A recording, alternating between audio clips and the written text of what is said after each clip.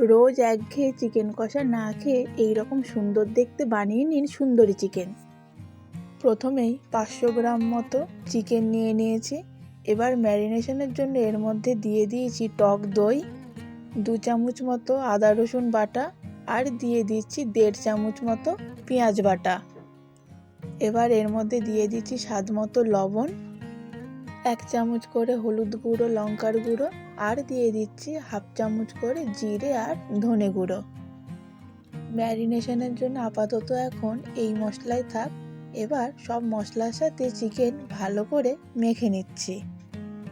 খুব ভালোভাবে হাত দিয়ে মাখা হয়ে গেলে এবার আমি আধ ঘন্টার জন্য রেখে দেব।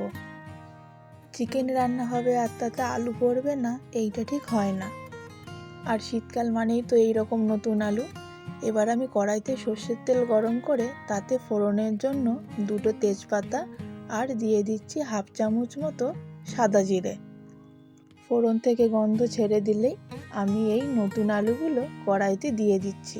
খুন্তি দিয়ে হালকা লাল লাল করে ভেজে নেব। এবার আমি এর মধ্যে দিয়ে দেব লবণ আর হলুদ গুঁড়ো, দিয়ে খুব ভালো করে খুন্তি দিয়ে আমি নাড়াচাড়া করে নিচ্ছি।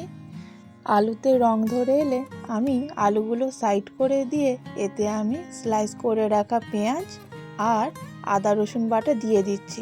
খুব ভালো করে আলুর সাথে সব কিছু মিশিয়ে নিচ্ছি। এই রকম যখন মশলা থেকে তেল ছেড়ে দেবে আমি এর মধ্যে ম্যারিনেট করে রাখা মাংসটা দিয়ে দিচ্ছি। খুন্তি দিয়ে আবারও সব কিছু ভালোভাবে মিশিয়ে নিচ্ছি। খুব ভালো করে মিশিয়ে নেওয়ার পর আমি আগে থেকে একটা মশলার ঘোল তৈরি করে রেখেছি।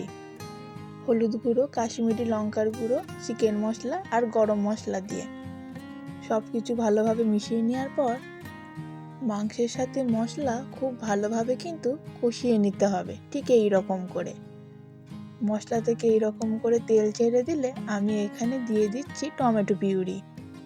কিচ্ছু না, একটা টমেটো আর অল্প জল দিয়ে আমি মিক্সিতে এরকম করে ঘুরিয়ে নিয়েছি। দিয়ে আমি খুন্তি দিয়ে সব কিছু ভালো করে একসাথে নাড়াচাড়া করে নিচ্ছি। খুব সুন্দরভাবে মশলা থেকে কিন্তু তেল ছেড়ে দিয়েছে। এবার আমি আগে থেকে গরম জল করে রেখেছিলাম সেটা আমি দিয়ে দিচ্ছি। চিকেনের রঙটা কিন্তু খুব সুন্দর এসেছে। যাতে খুব ভালোভাবে সব কিছু সিদ্ধ হয় আমি এতে ঢাকা দিয়ে দিয়েছি। এবার ঝোল ফুটে এলে আমি কাঁচা লঙ্কা আর পেঁয়াজের ভেতরের অংশগুলো এর মধ্যে দিয়ে দিচ্ছি। এই দেওয়ার জন্য কিন্তু এই চিকেন থেকে খুব সুন্দর একটা গন্ধ বেরোচ্ছে। এর গন্ধ আর স্বাদ কিন্তু অতুলনীয়।